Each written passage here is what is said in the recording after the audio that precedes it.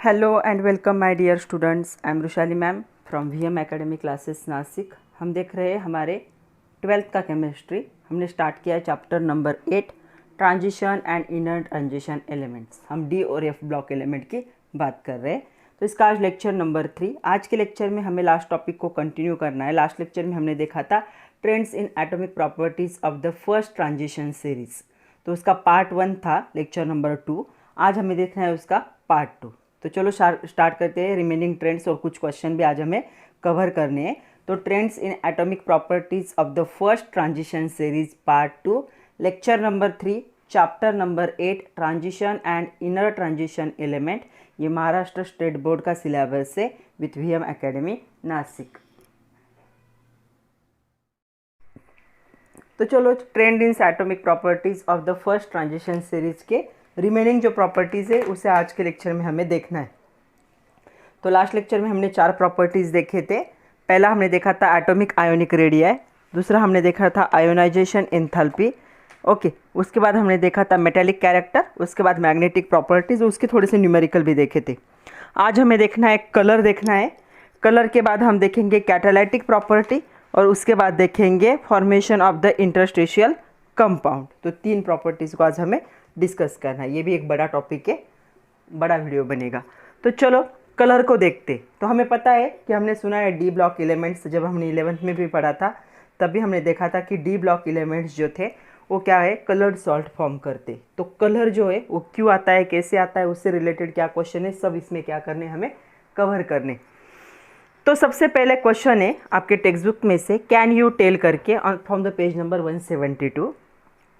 Compound of S and P elements are almost white. और S और P orbital के जो कंपाउंड होते हैं, पी ब्लॉक के सॉरी जो कंपाउंड होते हैं ऑलमोस्ट क्या होते हैं, वो वाइट कलर के होते। ओके, तो ये वाइट होते हैं ऑलमोस्ट।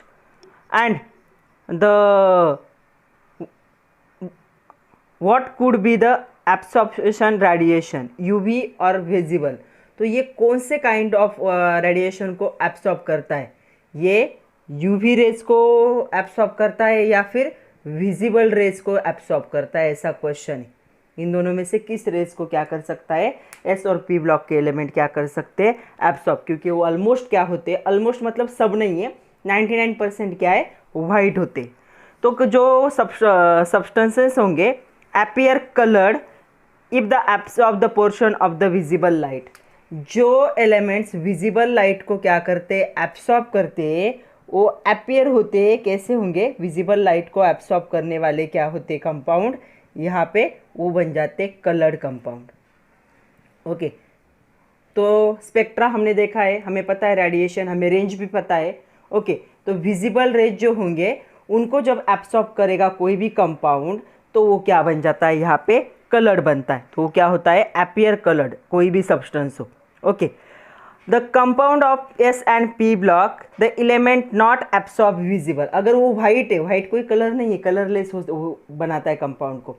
तो ये क्या है, डिफरेंट टाइप के कलर नहीं है, जैसे ब्लू ग्रीन ऐसे कलर नहीं है, सिर्फ वाइट है। तो ये कभी भी विजिबल रे को एब्सॉर्ब नहीं करते, कौन, एस और पी ब्लॉक के एलिमेंट। तो ये क्या करते हैं, ये जो एनर्जी रिक्वायर्ड होती है for the promotion of electron from the outer shell to the higher और the to fall down the nucleus, मतलब क्या होता है हमें पता है, जो इलेक्ट्रॉन्स होते हैं वो इलेक्ट्रॉन्स अगर यहाँ प्रेजेंट है, उनको यहाँ पे जंप करना है तो क्या करते हैं, एनर्जी को एब्सॉर्ब करते। वो एनर्जी कहाँ से एब्सॉर्ब करेंगे, अगर विजिबल को एब्सॉर्ब नहीं करते तो इस टाइम पे वो कौन सी एनर्जी को एब्सॉर्ब करते, अल्ट्रा वायलेट जो लाइट होती है उसे क्या करते, एब्सॉर्ब। तो एस एंड पी ब्लॉक कौन से लाइट को एब्सॉर्ब करेंगे, यूवी लाइट को एब्सॉर्ब करेंगे फॉर द क्या है, एक्साइटेशन ऑफ इलेक्ट्रॉन या promotion of electron from the lower energy level to higher energy level. तो ये एक एमसीक्यू पॉइंट है, आपको याद रखना है। अगर विजिबल लाइट को उन्होंने एब्सॉर्ब किया होता तो वो कलर्ड होते, लेकिन वो क्या है, वाइट है। इसीलिए इसका मीनिंग क्या है, वो क्या है, अल्ट्रा वायलेट लाइट को क्या कर रहे हैं, एब्सॉर्ब कर रहे हैं एस और पी ब्लॉक के एलिमेंट। और जो भी कलर्ड सब्सटेंस है प्रेजेंट है केमिकल में, जो हमें कलर दिख रहा है उसने कौन सी एनर्जी को एब्सॉर्ब किया है, विजिबल को किया है, ये याद रखना है। विजिबल, कलर्ड, यूवी, वाइट और कलरलेस। तो अभी पता चला है कि कलर कब होता है और वाइट कब होता है। अभी एक सेंटेंस है आपके सामने, most of transition metals are coloured. बहुत बार क्वेश्चन आता है, give reason, explain, give details, या फिर कभी कभी ऐसे भी आता है most transition metals are coloured, explain, brief. तो ऐसा क्वेश्चन आता है कि क्यों ऐसे होता है कि ट्रांजिशन मेटल्स जो होते हैं बहुत सारे, मोस्ट ऑफ, सारे नहीं, 100% नहीं है, मोस्ट ऑफ, इनमें भी एक्सेप्शंस है, हमें देखने एक्सेप्शन भी, लेकिन मोस्ट ऑफ ट्रांजिशन मेटल्स क्या होते, कलर्ड होते, मतलब इनके जो सॉल्ट फॉर्म होंगे वो कलर्ड है। अभी आपका 11th हो चुका है तो आपने बहुत सारे केमिकल यूज़ किया, आपने देखे कॉपर सल्फेट जो होता है CuSO4, तो उसे दूर से ही देखते पता चलता है जो ब्लू कलर का सोल्यूशन होगा वो क्या होगा, CuSO4। तो यहाँ पे कौन सा ट्रांजिशन मेटल प्रेजेंट है, कॉपर, कॉपर की वजह से उसे ब्लू कलर आता है। आपने निकेल क्लोराइड देखा होगा आपके लैब में, ये ग्रीन कलर का सोल्यूशन फॉर्म करता है, तो इसे ग्रीन कलर कौन सा ट्रांजिशन मेटल दे रहा है, निकेल दे रहा है। आप लोगों ने देखा होगा FeCl3 या फिर FeCl2 आपके लैब में, तो इसे थोड़ा सा क्या होता है, रेडिश येलो कलर होता है, थोड़ा सा पेल येलो या रेडिश येलो कलर आता है, तो ये कलर कौन दे रहा है, ये ट्रांजिशन मेटल दे रहा है। कोबाल्ट, कोबाल्ट का रेडिश कलर होता है कोबाल्ट के सॉल्ट का। तो ये जो अलग अलग कलर आ रहे हैं, ये अलग अलग कलर कौन दे रहा है, ट्रांजिशन मेटल्स दे रहे हैं। तो इसीलिए कहा जाता है most of transition metals are the coloured. लेकिन ये हमें एक्सप्लेन करना है कि वो कलर्ड क्यों होते, ऐसे कौन सी प्रॉपर्टी उनके पास जो उनको कलर्ड बनाएगी। तो अभी अभी हमने एक प्रॉपर्टी देखी कि क्या होता है जब सब्सटेंस क्या होता है, एब्सॉर्ब करता है पोर्शन ऑफ विजिबल लाइट। जब विजिबल लाइट को क्या करेगा, वो एब्सॉर्ब करेगा। अभी सब्सटेंस या फिर एलिमेंट्स लाइट को क्यों एब्सॉर्ब करते हैं, क्योंकि उनको क्या करना है, प्रमोशन करना है अपने इलेक्ट्रॉन का लोअर एनर्जी से हायर एनर्जी लेवल में। तो हमें पता है जब भी इलेक्ट्रॉन लोअर एनर्जी से हायर एनर्जी लेवल में जाता है, ये क्या करता है, एनर्जी को एब्सॉर्ब करता है, और जब हायर एनर्जी से लोअर एनर्जी में आता है तो एनर्जी को क्या करता है, इमिट करता है। तो इस एब्सॉर्प्शन के लिए जब वो विजिबल लाइट का पोर्शन क्या करेंगे, एब्सॉर्ब करेंगे, तब वो क्या बन जाते, कलर्ड बनते। ओके, और यहीं पे उन्होंने अगर अल्ट्रावायलेट रेज को एब्सॉर्ब किया तो वो क्या बन जाएंगे, वाइट बन जाएंगे, जैसे कि S और P ब्लॉक के एलिमेंट्स होते। तो कलर किस पे डिपेंड होता है, वेवलेंथ के एब्सॉर्प्शन पे डिपेंड होता है। तो हमें पता है विजिबल लाइट का क्या है, एब्सॉर्प्शन का क्या होगा, एक वेवलेंथ होगा, एक उसका क्या होगा, रेंज होगा। तो ये जो कलर है, ये कलर किस पे डिपेंड होता है, जो वेवलेंथ होती है, उन्होंने कौन से वेवलेंथ क्या किए, एब्सॉर्ब किए, तो उस वेवलेंथ ऑफ एब्सॉर्प्शन जो होगा उस पे क्या होगा, यहाँ पे ये जो कलर है ये डिपेंड होगा। इसलिए सबका अलग अलग कलर है, हर एक का कलर अलग नहीं सेम नहीं दिखेगा, हर एक का क्या है, डिफरेंट कलर है। ये किस पे डिपेंड है, वेवलेंथ जो होते हैं विजिबल रीजन के इलेक्ट्रोमैग्नेटिक रेडिएशन में, कौन से वेवलेंथ को कौन सा एलिमेंट क्या कर रहा है, एब्सॉर्ब कर रहा है, उस पर क्या डिसाइड होगा कि कलर कौन सा होगा। ओके, तो जो आयोनिक और कोवैलेंट कंपाउंड फॉर्म होते हैं ट्रांजिशन एलिमेंट से, वो क्या होते हैं, कलर्ड होते हैं, याद रखना है। तो कोवैलेंट कंपाउंड और आयोनिक कंपाउंड जो भी फॉर्म होंगे, कोवैलेंट कंपाउंड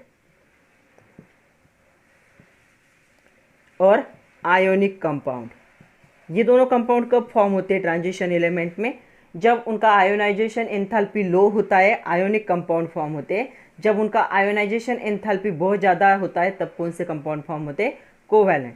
तो ये दोनों कंपाउंड जब फॉर्म होंगे तब क्या बनते हैं, वो कलर्ड बनते हैं, क्योंकि इन कंपाउंड के फॉर्मेशन में वो क्या करते हैं, एब्सॉर्ब करते हैं वेवलेंथ विजिबल लाइट की, कुछ पोर्शन को क्या करेंगे, वो एब्सॉर्ब करेंगे, इसीलिए वो क्या बन जाएंगे, कलर्ड बनेंगे।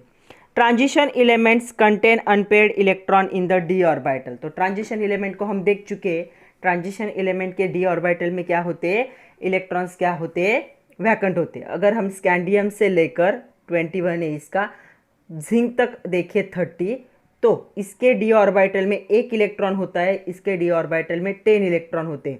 मतलब बीच के जो होंगे 1 3d1 3d2 3d3 3d4 ऐसे क्या हो रहा है, डी ऑर्बिटल में क्या होंगे, इनके वैलेंस वैकेंट इलेक्ट्रॉन होंगे, अनपेयर्ड इलेक्ट्रॉन होंगे।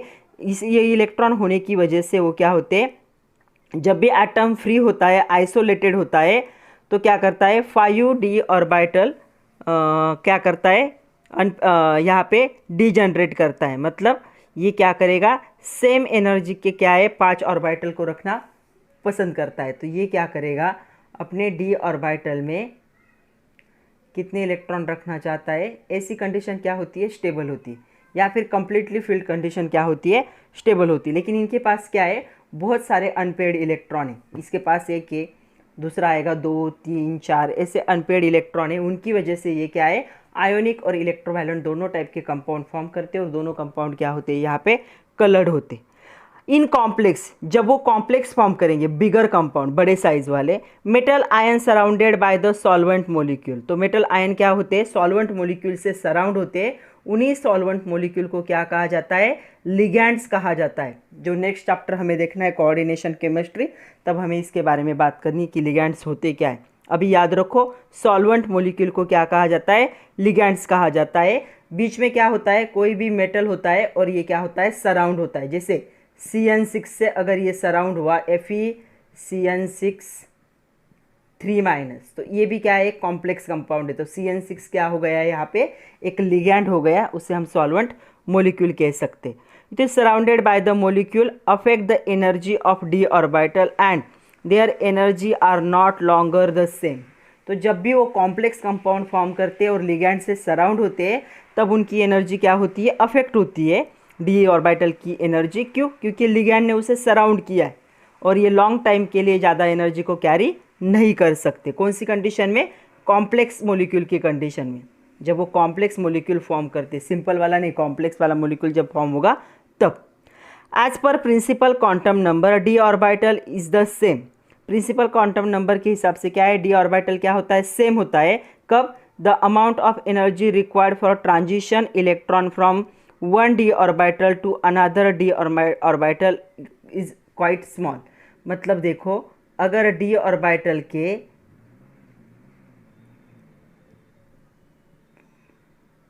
यहाँ से इलेक्ट्रॉन को अगर यहाँ पे शिफ्ट होना है, तो d ऑर्बिटल में ही शिफ्ट हो रहा है। इन पांचों की एनर्जी क्या होती है, हमें पता है, सेम होती है।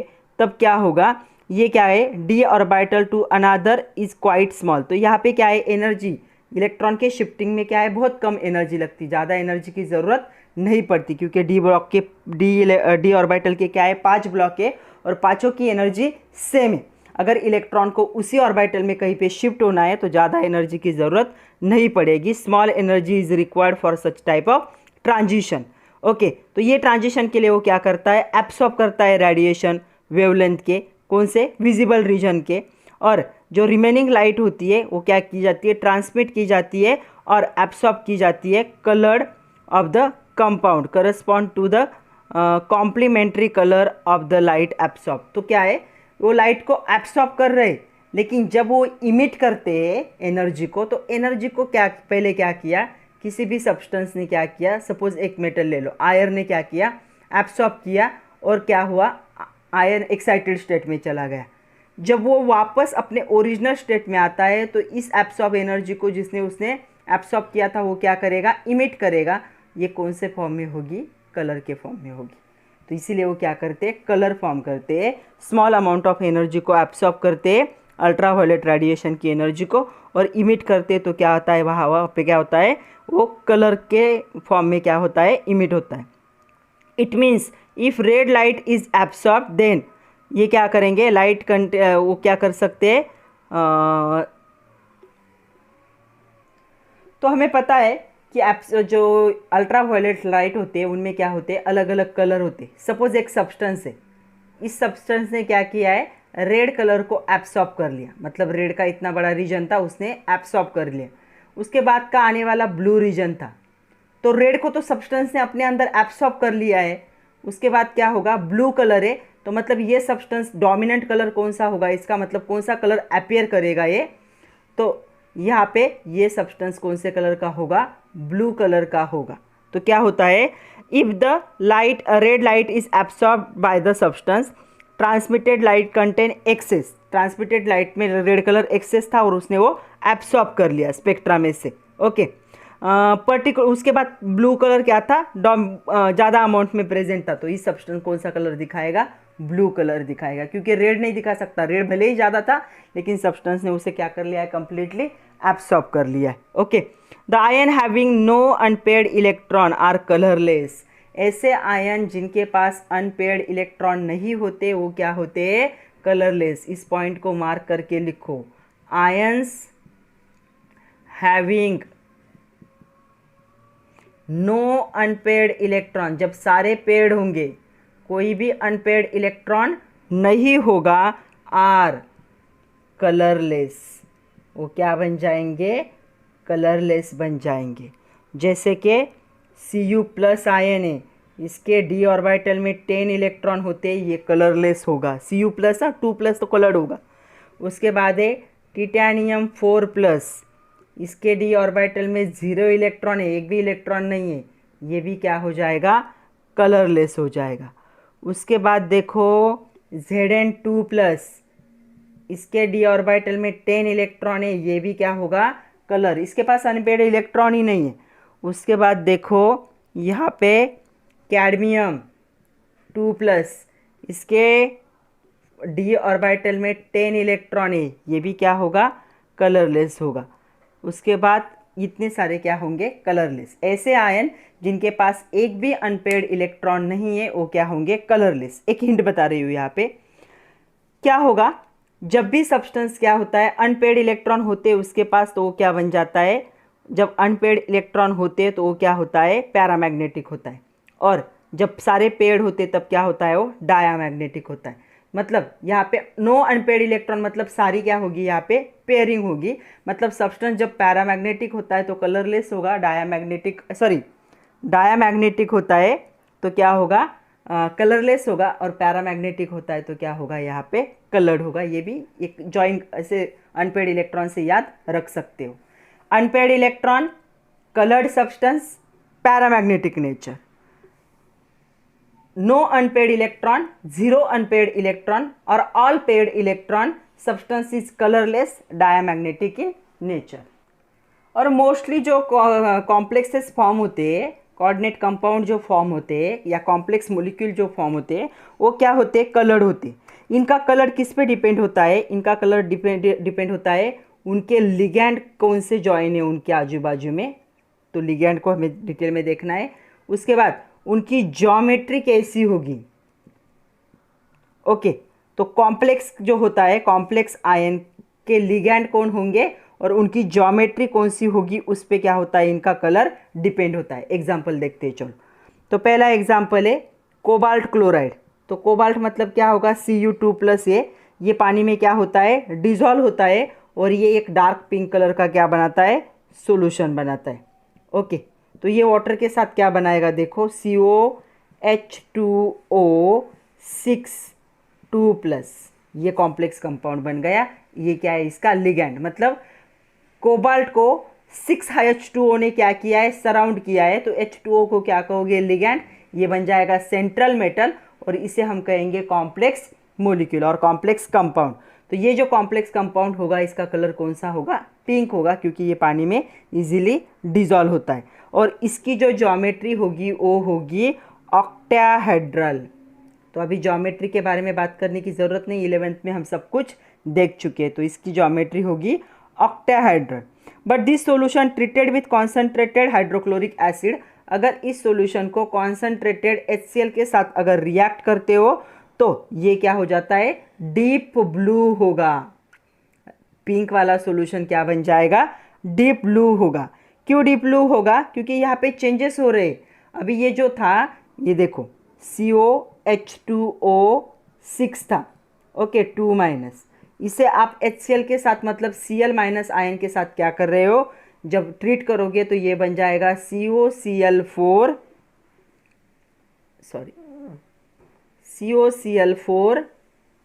2 माइनस, और यहाँ पे 6H2O क्या हो जाएंगे, सेपरेट होंगे।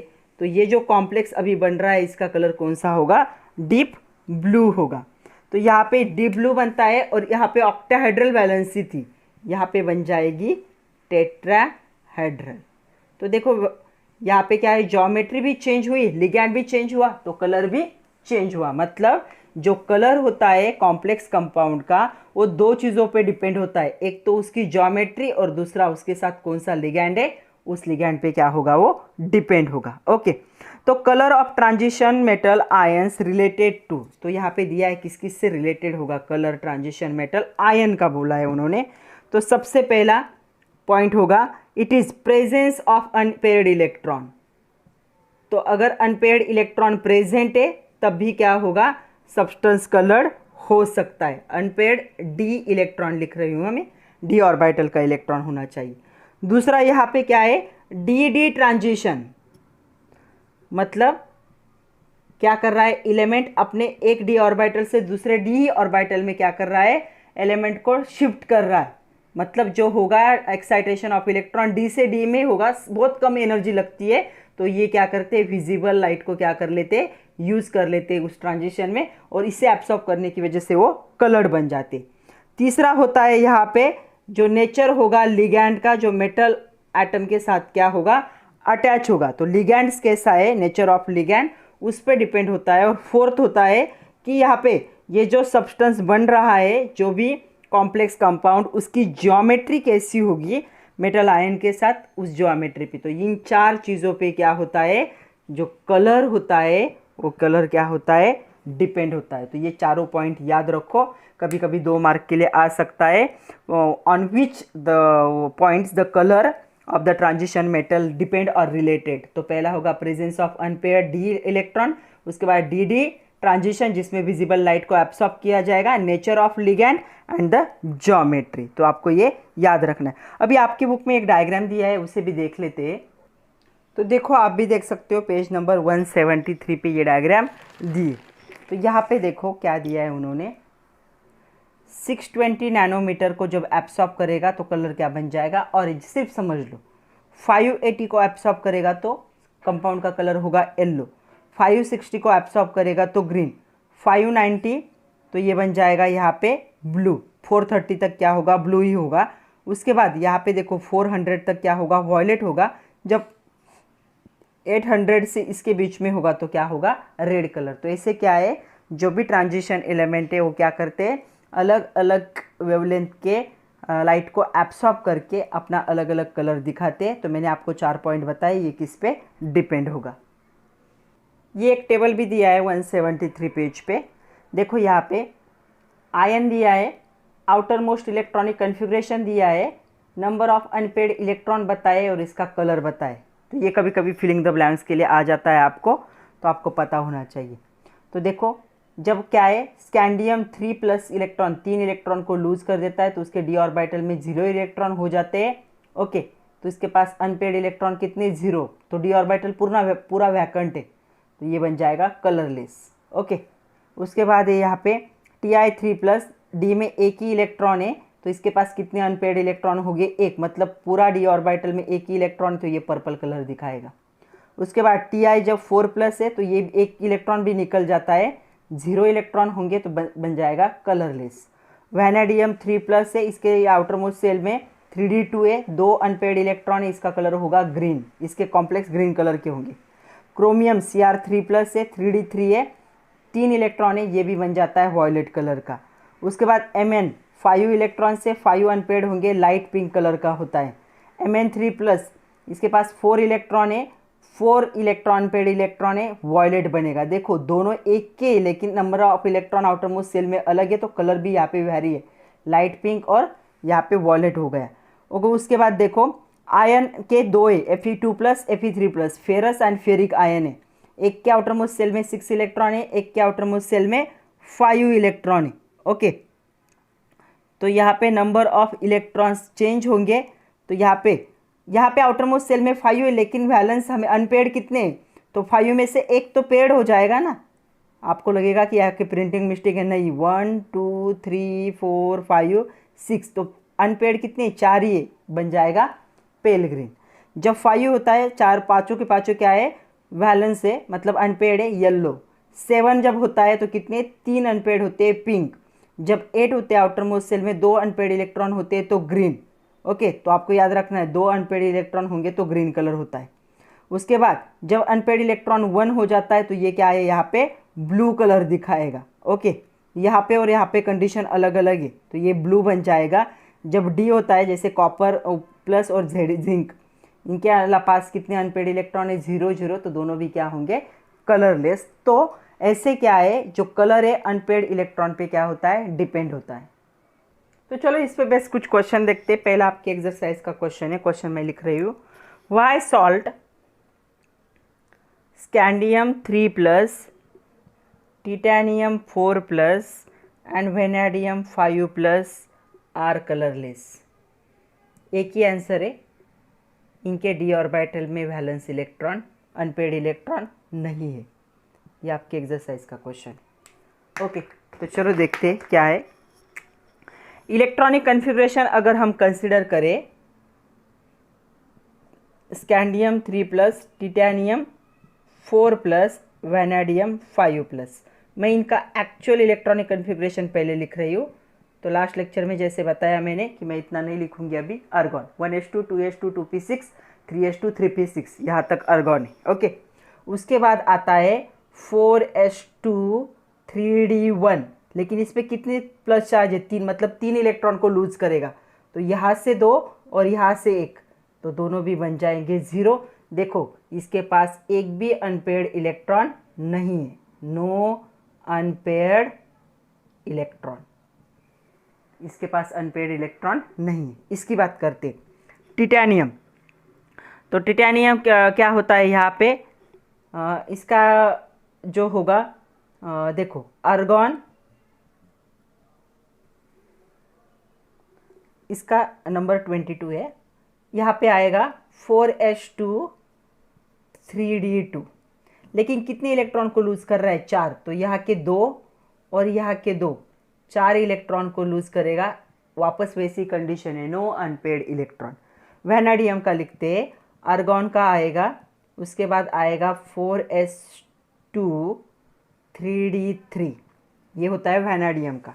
वेनेडियम 5+ आयन है, तो यहाँ के 2 इलेक्ट्रॉन और यहाँ के 3 इलेक्ट्रॉन को लूज कर दिया। तो ये क्या है?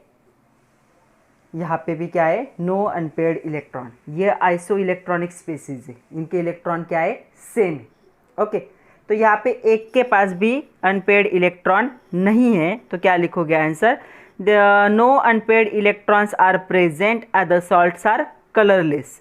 यहाँ पे डी डी ट्रांजिशन पॉसिबल ही नहीं है, क्योंकि डी ऑर्बिटल पूरी तरह से वैकेंट है, इसीलिए ये क्या होते हैं? कलरलेस सॉल्ट होते हैं। तो ये सॉल्ट क्या होंगे? कलरलेस होंगे।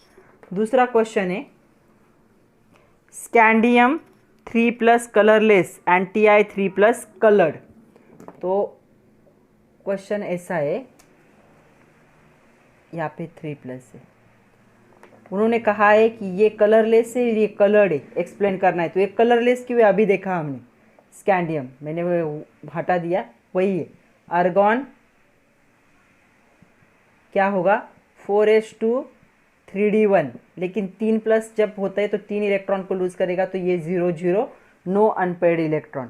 टिटेनियम का क्या होगा इलेक्ट्रॉनिक कन्फिग्रेशन? आर्गॉन होगा 4s2 3d2 होगा, लेकिन इस पर कितने प्लस चार्ज है? 3, मतलब यहाँ के 2 इलेक्ट्रॉन को लूज कर देगा और यहाँ से एक ही इलेक्ट्रॉन। तो इसके पास क्या है? अनपेयर्ड इलेक्ट्रॉन है। कितने अनपेयर्ड इलेक्ट्रॉन है? 1। तो इसके पास 1 अनपेयर्ड इलेक्ट्रॉन है, तो ये बन जाएगा कलर्ड, और ये होगा कलरलेस। आई होप अभी समझ में आ रहा है। तो titanium has 1 unpaired electron in D orbital and D d transition भी पॉसिबल है, मतलब ये इलेक्ट्रॉन कहीं पे भी जंप कर सकता है। यहाँ पे देखो, अकेला ही पूरा घर खाली है उसके लिए, कभी यहाँ पे दिखेगा, कभी यहाँ पे दिखेगा, कभी यहाँ पे दिखेगा, कभी यहाँ पे। ऐसे क्या हो रहा है? डी डी ट्रांजिशन हो रहा है, और इसके लिए वो क्या करता है? विजिबल लाइट को एब्सॉर्ब करता है, और उसके लिए इसी वजह से ये क्या है? कलर्ड। तो ये कलर्ड होगा बिकॉज ऑफ 1 अनपेयर्ड इलेक्ट्रॉन। यहाँ पे एक भी अनपेयर्ड इलेक्ट्रॉन नहीं है, डी डी ट्रांजिशन पॉसिबल नहीं है, इसलिए स्कैंडियम 3+ क्या होगा? कलरलेस होगा। नेक्स्ट और एक क्वेश्चन है, प्रेडिक्ट कहा है उन्होंने। Predict which of following is coloured in aqueous solution. इनमें से कौन कलर्ड होगा?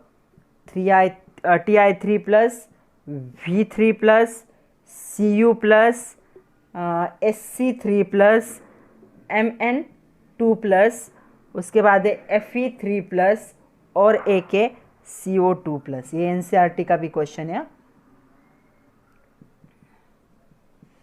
कि इनमें से कौन कलर्ड होगा।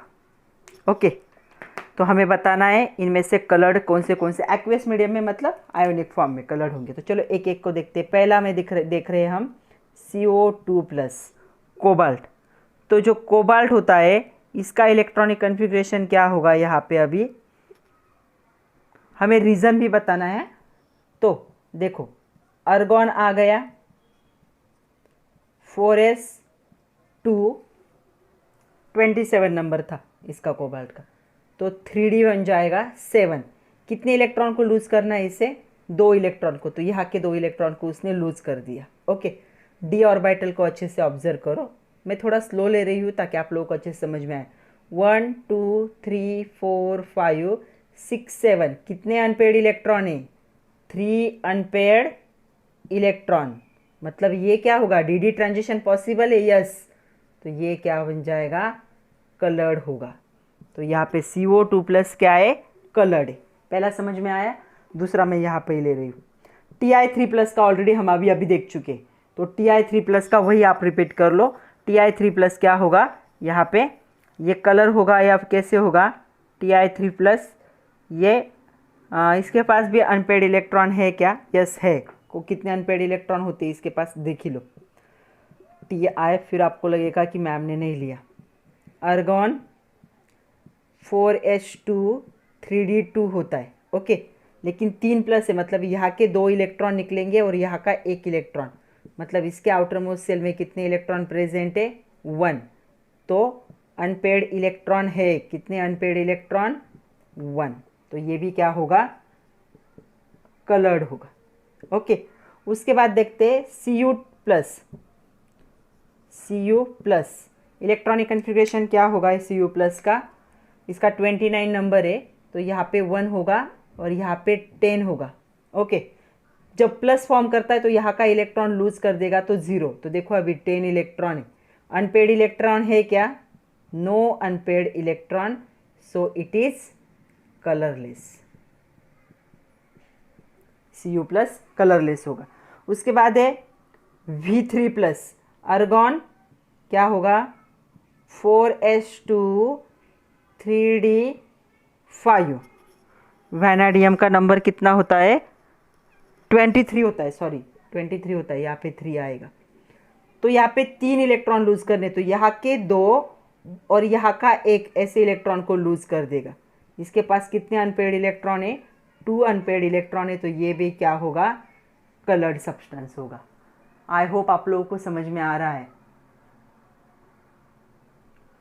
उसके बाद देखते हैं नेक्स्ट वन, स्कैंडियम 3 प्लस।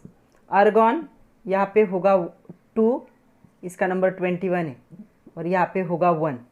तो क्या होगा यहाँ पे? जब 3 इलेक्ट्रॉन लूज कर रहा है, मतलब यहाँ के 2 इलेक्ट्रॉन और यहाँ का इलेक्ट्रॉन लूज कर देगा, मतलब ये डी ऑर्बिटल क्या है? पूरी तरह से वैकेंट है इसका। तो ये क्या है? No unpaired electron. ये भी क्या होगा? कलरलेस। ये भी हो गया, ये हो गया, ये हो गया, ये हो गया, ये हो गया। ओके, अभी क्या है? Mn2 प्लस को देखते। Mn2 प्लस, मैग्नीज का एटॉमिक नंबर होता है 25, तो यहाँ पे 2 होगा और यहाँ पे 5 होगा। कितने इलेक्ट्रॉन लूज करने? 2, तो यहाँ पे 0, मतलब इसके पास कितने अनपेड इलेक्ट्रॉन है? 5 अनपेड इलेक्ट्रॉन है। ये भी क्या होगा? कलर्ड होगा। लास्ट देखते हैं Fe3 प्लस को। देखो Fe3 प्लस, Fe का 26 नंबर होता है, आर्गॉन का, उसके साथ 4s2 और 3d क्या होगा? 6। कितने इलेक्ट्रॉन लूज करने? 3, तो यहाँ के 2 और यहाँ से 1 इलेक्ट्रॉन को लूज कर देगा। तो डी ऑर्बिटल में कितने इलेक्ट्रॉन होंगे? देखो 1 2 3 4 5। कितने अनपेड इलेक्ट्रॉन है? 5 अनपेड इलेक्ट्रॉन है, तो ये भी क्या होगा? Coloured substance. तो इतने से क्या होंगे? कलर्ड होंगे, और तो बाकी 2 क्या होंगे? कलरलेस। तो इनमें से क्या है? टिटेनियम, वैनाडियम, उसके बाद मैग्नीज, उसके बाद आयरन और कोबाल्ट, ये क्या होंगे? कलर्ड होंगे। यहाँ पे Cu प्लस और Sc प्लस क्या होंगे? कलरलेस होंगे। नेक्स्ट हमें देखनी है catalytic property. Next property catalytic property है। तो कभी कभी क्वेश्चन आता है explain catalytic property of transition metal. इनको कैटालिस्ट के तौर पे यूज किया जाता है to increase the rate of reaction. तो transition metals and their compounds exhibit good catalytic property. तो इनके पास क्या है? एक गुड कैटालिटिक प्रॉपर्टी है। Okay, it have prone to be a good homogeneous और हेट्रोजीनियस कैटालिस्ट। तो दोनों टाइप के कैटालिस्ट बन सकते हैं, होमोजीनियस एंड हेट्रोजेनियस, दोनों में क्या करते हैं ये काम करते। मैं थोड़ा सा बता देती हूँ होमोजेनियस हेट्रोजेनियस कैटालिस्ट क्या होते हैं। जब रिएक्टेंट का और कैटालिस्ट का फिजिकल स्टेट सेम होता है,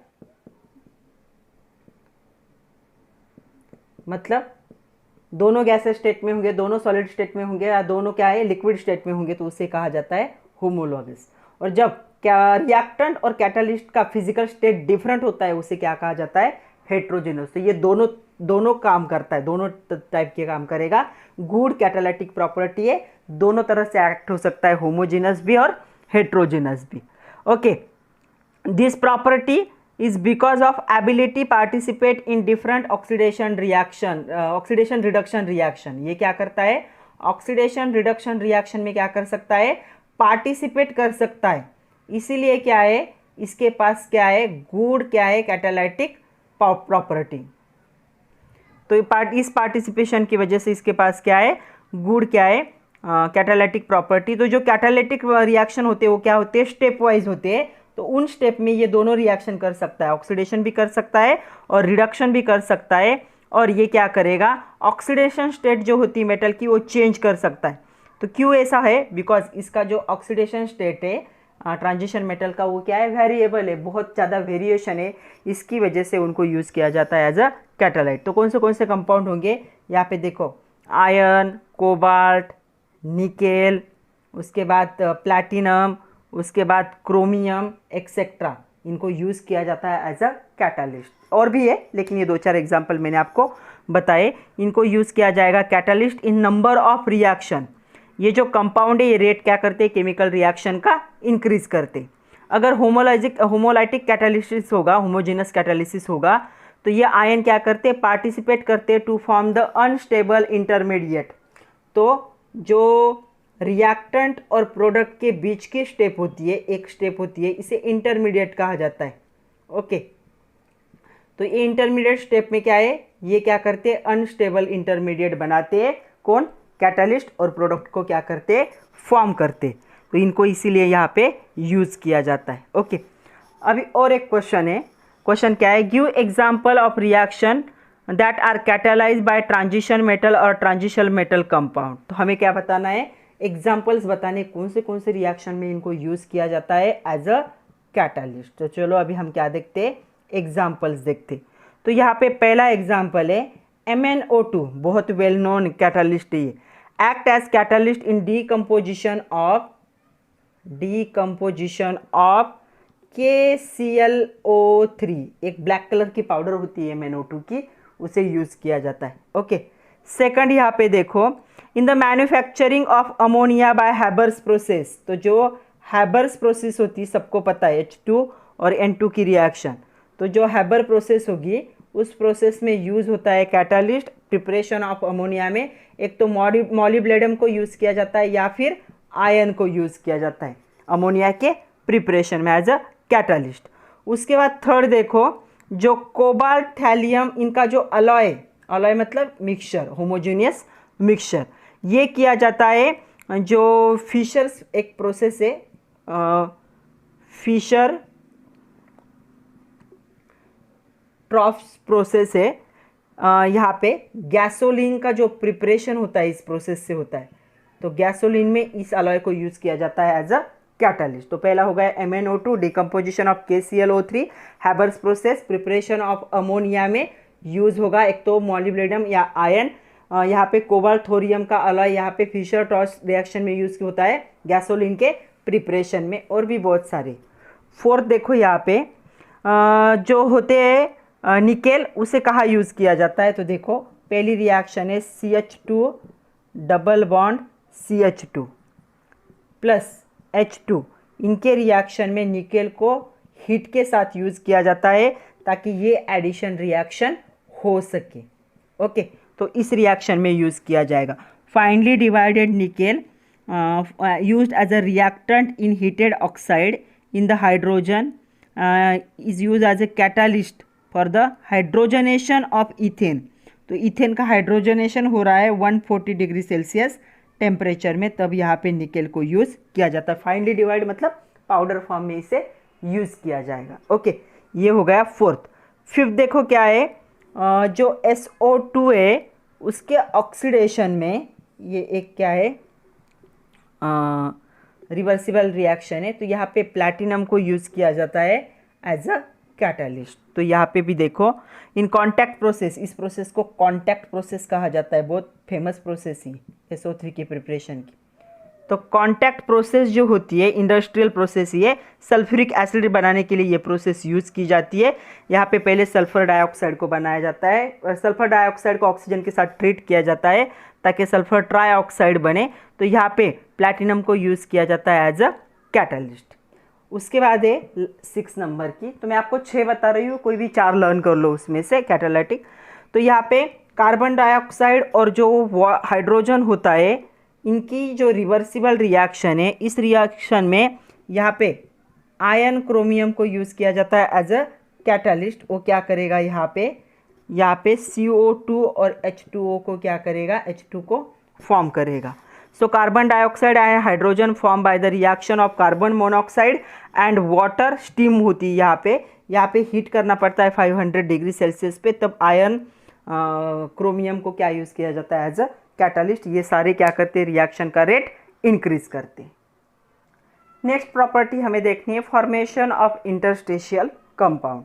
तो सबसे पहले हमें पता होना चाहिए व्हाट आर इंटरस्टेशियल कंपाउंड, उनके एग्जाम्पल क्या है।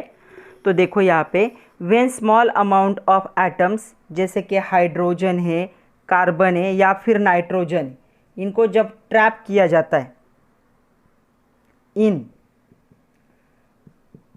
इंटरस्टिशियल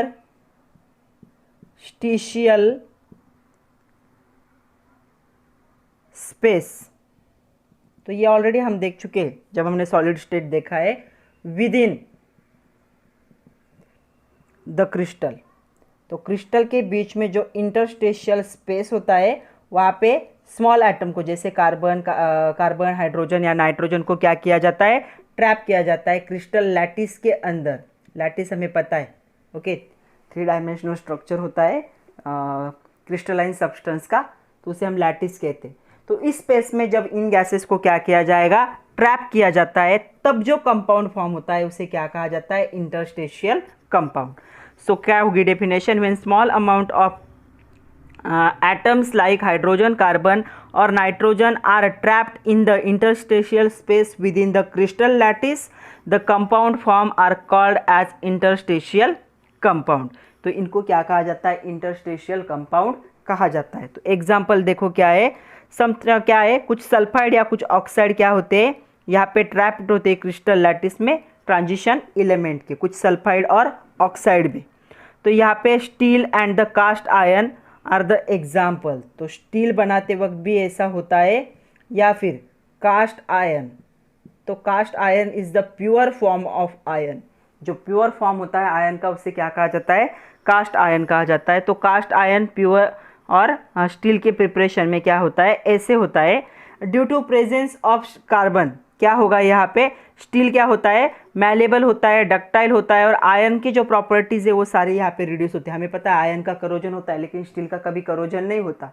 हमारे घर में जितने भी यूटेंसिल है, मोस्ट ऑफ यूटेंसिल स्टील के होते हैं, लेकिन हम सालों से उनको यूज़ कर रहे हैं, लेकिन कोई करोजन नहीं हो रहा है। वही अगर हम आयरन मेटल के यूज़ करते तो क्या होता, करोजन। तो यहाँ पे क्या हुआ है, ये जब बना रहे थे तो इनका जो लैटिस का स्पेस था वहाँ पे कार्बन ट्रैप हुआ है, मतलब ये अलॉय है आयरन और कार्बन का, स्टील, इसीलिए ये क्या है, मैलेबल है, डक्टाइल है, जो करोजन की प्रॉपर्टी इसने क्या कर दी है, रेजिस्ट कर दी है।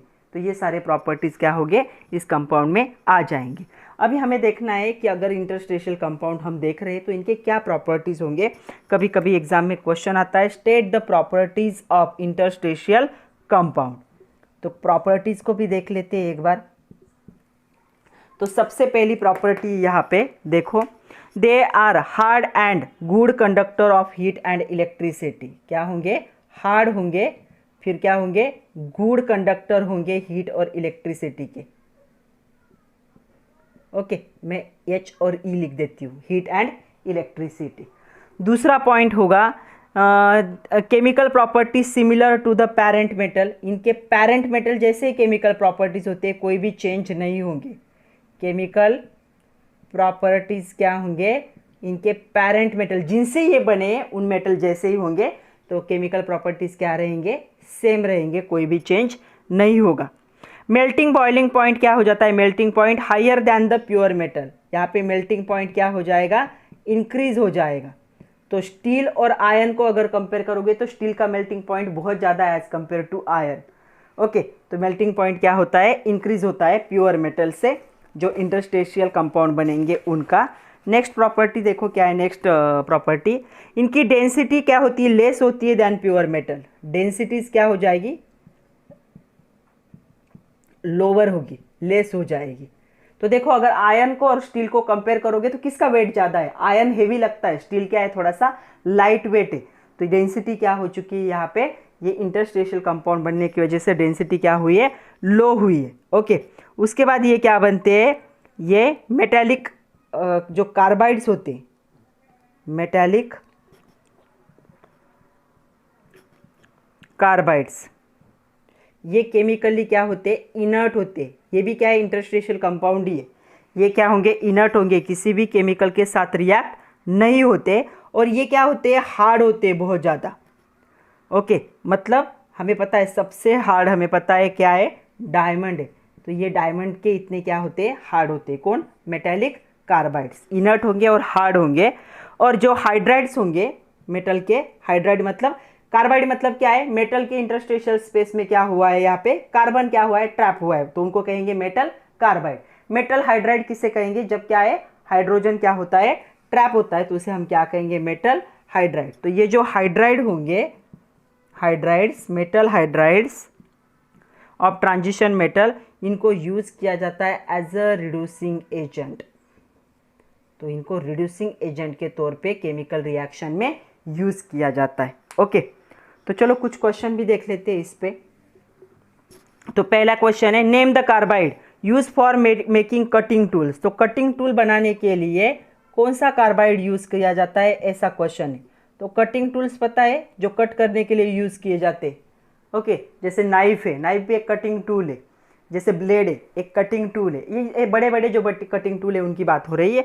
तो कटिंग टूल बनाने के लिए कौन सा कार्बाइड यूज किया जाता है, तो यहाँ पे यूज किया जाता है टंगस्टन कार्बाइड।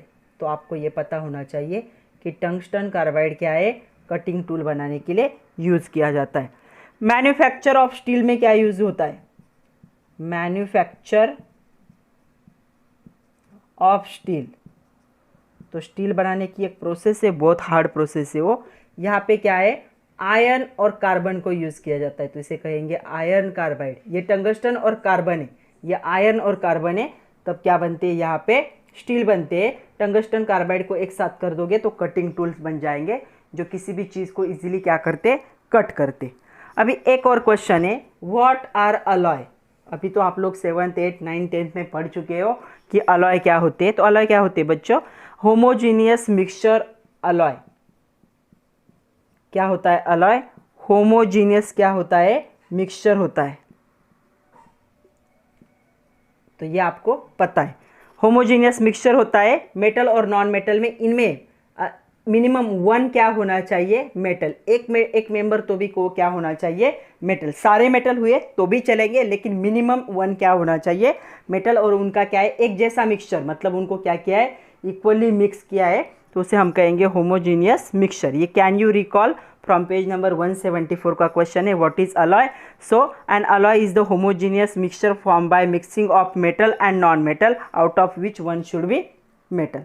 मतलब कितने भी एलिमेंट का मिक्सचर करो, उनमें से एक क्या होना चाहिए, मेटल होना चाहिए, उसे हम क्या कहेंगे, अलॉय कहेंगे।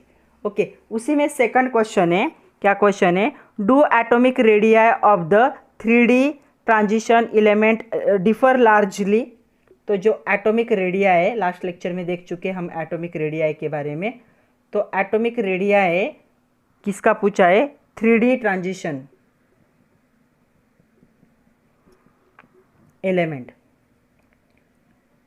मतलब ये क्या पूछ रहे हैं, स्कैंडियम से लेकर जिंक तक का पूछ रहे हैं कि 3D ट्रांजिशन एलिमेंट जो है उनके बीच में एटॉमिक रेडियाई लार्जली डिफर होती है क्या, ऐसा क्वेश्चन है। तो क्या आंसर होगा इसका, तो देखो यहाँ पे क्या है, the atomic radio of element given in series decrease with increase in atomic number. यहाँ से यहाँ पे जाते वक्त क्या होती है, एटॉमिक रेडिया क्या होती है, डिक्रीज होती है। मतलब स्कैंडियम से जिंक की तरफ जब जाओगे तो एटॉमिक साइज क्या होगा, इंक्रीज होगा, लेकिन एटॉमिक रेडिया क्या होगी, डिक्रीज होगी। इस पे हम डिस्कस कर चुके हैं ऑलरेडी। ओके, तो क्या होगा, कहाँ तक ऐसे होगा, increase atomic number but this decrease become small after the middle. तो क्या है, ये क्या होता है, मैंगनीज तक आने तक क्या होता है, ये डिक्रीज होता है अच्छे से, लेकिन मैंगनीज के आगे जब चला जाता है, इसका 25 है, इसका 21 नंबर है, इसका 30 नंबर है, मैंगनीज के आगे जब चला जाता है, मिडल से आगे जब चला जाता है, तो ये डिक्रीज क्या होता है, थोड़ा सा कम होने लगता है। मतलब अगर हम ड्रॉ करें ग्राफ तो क्या हो रहा है, डिक्रीज हो रहा है। यहाँ पे सपोज 25 मैंगनीज है, तो इसके बाद जो डिक्रीज है, डिक्रीज होना चाहिए तो वो इतना नहीं होता है, तो वो क्या होगा, ऐसा स्टेडी होगा, ज़्यादा डिक्रीज नहीं होता। मिडल के बाद, मिडल तक क्या होगा, डिक्रीज होगा, उसके बाद थोड़ा स्टेडी होता है। तो क्या लिखेंगे, 3D transition series the atomic radii gradually decrease from scandium to chromium. मतलब क्रोमियम तक डिक्रीज होगा, क्रोमियम के बाद क्या आता है, यहाँ पे मैंगनीज, स्कैंडियम से लेकर क्रोमियम तक डिक्रीज होगा, एंड क्रोमियम से लेकर कॉपर तक क्या होगा, नियरली सेम होता है, और फिर जिंक में क्या होगा, चेंज होगा। तो ऐसे क्या होगा, यहाँ पे क्या होता है, लार्ज वेरिएशन आता है। स्कैंडियम से लेकर क्रोमियम तक क्या है, डिक्रीज होगा, फिर क्रोमियम से लेकर कॉपर तक क्या है, थोड़ा सा सेम ही, ऑलमोस्ट थोड़ा चेंज है, ज़्यादा नहीं है। तो यह ऐसे होगा।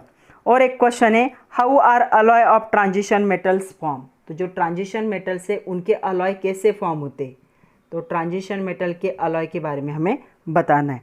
तो transition metals form alloy when atoms of one metal is distributed randomly in the lattice of another metal. तो क्या है, कैसे होते हैं, जो लैटिस है, एक मेटल का लैटिस है, समझ लो ये किसी भी एक मेटल का है। यहाँ पे क्या होगा, जो ट्रांजिशन मेटल होगा वो क्या होता है, वो मेटल यहाँ पे क्या होगा, इक्वली क्या होगा, डिस्ट्रीब्यूट होगा। ओके, यहाँ पे डिस्ट्रीब्यूशन होता है, इक्वली होने की कोशिश करेगा, लेकिन क्या होता है, वो रैंडम होता है, इसका डिस्ट्रीब्यूशन कैसे भी होगा। तो ये ऐसी जब होगा तब क्या होता है, यहाँ पे अलॉय फॉर्म होता है। Metal and the similar radii and similar properties readily form alloy.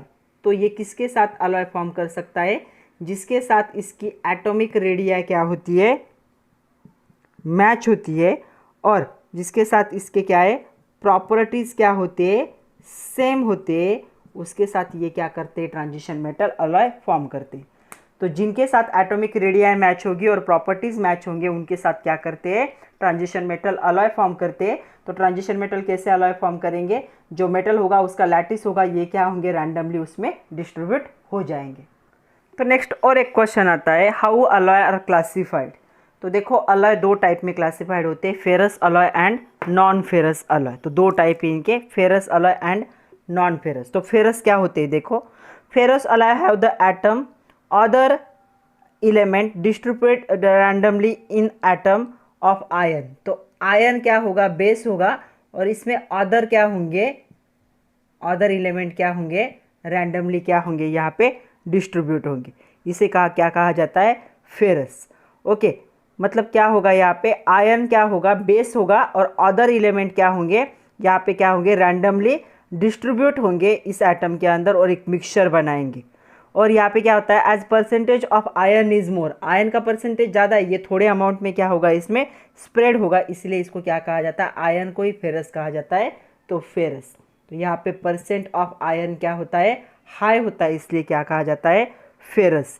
तो फेरस अलॉय कौन से बच्चों, तो यहाँ पे एग्जाम्पल है इसका, स्टील जिसे हम कहते हैं, nickel steel, chromium steel, stainless steel, इनमें सब में क्या होता है, 2% क्या होता है, कार्बन प्रेजेंट। सारे स्टील में क्या होता है, 2% कार्बन होता है, इसलिए इसको इंटरस्टिशियल कंपाउंड कहा जाता है।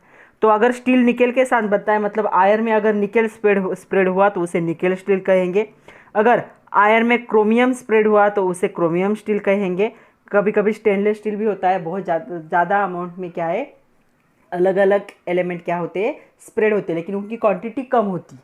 ओके, तो यहाँ पे जब परसेंटेज ऑफ आयन ज़्यादा होगा, क्योंकि आयन बेस मेटल होगा, और ये क्या होंगे, स्मॉल अमाउंट में क्या होंगे, डिस्ट्रीब्यूट। तो ये लार्ज अमाउंट में होता है और ये स्मॉल अमाउंट में उसमें क्या होंगे, रैंडमली डिस्ट्रीब्यूट होंगे। दूसरी कंडीशन क्या होगी, नॉन फेरस अलॉय किसे कहा जाता है, जब transition metals other than ion क्या होगा, बेस मेटल। तो ये क्या है, अदर देन आयन, आयन को छोड़ के और कोई भी अदर देन आयन होगा, और यहाँ पे क्या होंगे, यहाँ पे थोड़े अमाउंट में क्या होंगे, अदर एलिमेंट क्या होंगे, स्प्रेड होंगे स्मॉल अमाउंट में। अब ये स्प्रेड वाले होने वाले एलिमेंट, इसमें आयन हो सकता है थोड़ी अमाउंट में। तो इसके एग्जाम्पल देखो कौन से होंगे। यहाँ पे क्या होता है, परसेंटेज जो आयन का होता है बहुत ही ज़्यादा कम होता है, इसलिए नॉन फेरस, मतलब आयन प्रेजेंट नहीं है इस हिसाब से। तो आप लोगों ने सुना होगा जो ब्रास होता है, उसके बाद ब्रॉन्ज होता है, ये सारे क्या है, नॉन फेरस अलॉय। ब्रास पता है आप लोगों को, कॉपर और जिंक का क्या है, अलॉय। तो ऐसे क्या है, फेरस एंड नॉन फेरस दो पार्ट में क्या होता है, ये डिस्ट्रीब्यूट होता है। ओके, इंडस्ट्रीज में ये बहुत इंपॉर्टेंट कंसेप्ट है, ferrous and non ferrous alloy. Ferrous मतलब ज़्यादा परसेंटेज आयन, नॉन फेरस मतलब आयन ना के बराबर है, आयन को छोड़ के अदर एलिमेंट क्या करेंगे, अलॉय बनेंगे। आयन प्रेजेंट भी होगा तो बहुत कम क्वांटिटी में होता है, 1% 2% इतना, इससे ज़्यादा नहीं होगा। नेक्स्ट क्वेश्चन है, examples of alloy with use, मतलब हमें एग्जाम्पल भी बताना है अलॉय का और उसका यूज़ भी बताना है कि इसे कहाँ यूज़ किया जाता है। तो चलो देखते हैं।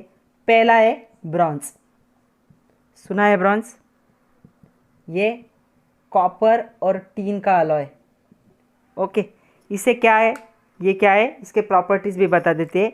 ये क्या होता है, टफ होता है, स्ट्रांग होता है,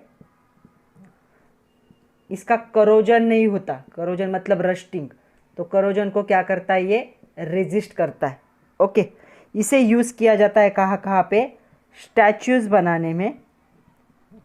उसके बाद मेडल्स पता है ना, ओलंपिक का 3rd मेडल, ब्रॉन्ज मेडल पता है ना, गोल्ड सिल्वर एंड ब्रॉन्ज। और कभी कभी इसको ट्रॉफीज बनाने में भी यूज़ किया जाता है। तो पहला ब्रॉन्ज है, कॉपर और टीन का अलॉय, टफ होता है, स्ट्रांग होता है, करोजन रेजिस्टेंस से यूज़ कहा जाएगा स्टैचू बनाने में, मेडल बनाने में और ट्रॉफीज में। ओके, सेकंड देखते, सेकंड देखो यहाँ पे है, इसे कहा जाता है क्यूप्रा निकेल। सेकंड अलॉय क्यूप्रा निकेल, नाम से ही पता चलेगा कॉपर और निकेल का अलॉय है ये।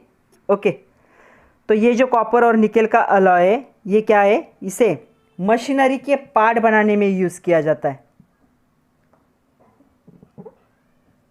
जो मशीनरी होंगे उनके पार्ट बनाने में यूज़ किया जाता है, किसके, मरीन शिप्स के, क्योंकि इसका करोजन नहीं होता, सॉल्टी वाटर में भी करोजन नहीं होता।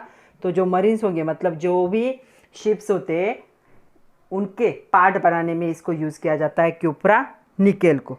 ओके, इसके साथ साथ बोट के पार्ट बनाने में भी इसे यूज़ किया जाता है, जो बोट्स होते हैं उनके पार्ट बनाने में यूज़ किया जाता है। जैसे कि कंडेंसर ट्यूब होते हैं, तो जो भी कंडेंसर ट्यूब्स होंगे शिप के या फिर बोट के, उनको बनाने के लिए इस क्यूप्रा निकेल को यूज़ किया जाता है मशीनरी पार्ट के लिए, ये कॉपर और निकेल का अलॉय। ओके, तीसरा अलॉय हमें देखना है स्टेनलेस स्टील। तीसरा पता है सब लोगों को, हमारे घर में जो है वो है स्टेनलेस स्टील कहा जाता है उसे, जो हमारे यूटेंसिल है वो क्या है, स्टेनलेस स्टील के। तो इससे क्या है, कंस्ट्रक्शन में यूज़ किया जाता है। ओके, उसके बाद इसे यूज़ किया जाता है जो भी अल्ट्रा हाई स्पीड एयरक्राफ्ट होते हैं उनमें यूज़ किया जाता है, अल्ट्रा हाई स्पीड क्राफ्ट, उनमें यूज़ किया जाता है। और एक लिख सकते हो यूटेंसिल्स में, हमारे घर के यूटेंसिल बनाने के लिए भी स्टेनलेस स्टील को ही यूज़ किया जाता है। उसके बाद फोर्थ जो अलॉय है वो है नाइक्रोम, सुना होगा आप लोगों ने, नाइक्रोम, नाइक्रोम के वायर होते, नाइक्रोम जो है, नाइक्रोम ये अलॉय है निकेल और क्रोमियम का। तो नाइक्रोम को कहाँ पे यूज़ किया जाता है? इनका रेशियो भी 80:20 है। निकेल 80% होगा और क्रोमियम कितना होगा? 20%। यहाँ पे इसे यूज़ किया जाता है गैस टरबाइन इंजिन्स में। तो गैस टरबाइन जो इंजिन्स होते हैं उनमें नाइक्रोम वायर को यूज़ किया जाता है, निकेल और क्रोमियम का अलॉय। उसके बाद जो नेक्स्ट हमें देखना है लास्ट वाला, वो है, उसे कहा जाता है टिटेनियम अलॉय। तो ये टिटेनियम का अलॉय है। ओके, इसे आप स्ट्रेस और हाई टेम्परेचर में क्या कर सकते हो? यूज़ कर सकते हो। ये हाई टेम्परेचर में काम करने वाला अलॉय, इस पर कोई भी इफेक्ट नहीं होता। तो कहाँ पे यूज़ किया जाएगा इसे? इसे यूज़ किया जाएगा अल्ट्रा हाई स्पीड फ्लाइट में। अल्ट्रा हाई स्पीड फ्लाइट, इसमें यूज़ किया जाएगा इसे। ये फायर प्रूफ होता है, हाई टेम्परेचर में इसे यूज़ कर सकते हैं। ये क्या होता है? फायर प्रूफ है। ये फायर प्रूफ होता है, हाई टेम्परेचर में इसे यूज़ कर सकते हो। इसीलिए इसे मोस्ट ऑफ क्या है, जो एग्जॉस्ट होते हैं, तो इन एग्जॉस्ट में इसे यूज़ किया जाता है। तो आज के लिए इतना ही था बच्चों। ये जो टॉपिक था थोड़ा सा बड़ा टॉपिक था, दोनों वीडियो थोड़े बड़े बड़े बने हैं, मुझे पता है। नेक्स्ट जो टॉपिक होगा हमें देखना है compounds of manganese and chromium, जैसे KMnO4 और K2Cr2O7, जो आपके लैब में आप बहुत बार यूज़ करते हो। तो उन दोनों के बारे में हमें डिटेल में देखना है। तब तक के लिए पढ़ते रहिए, खुद का ख्याल रखिए, नोट्स बनाइए, सबसे important. Thank you very much my dear students.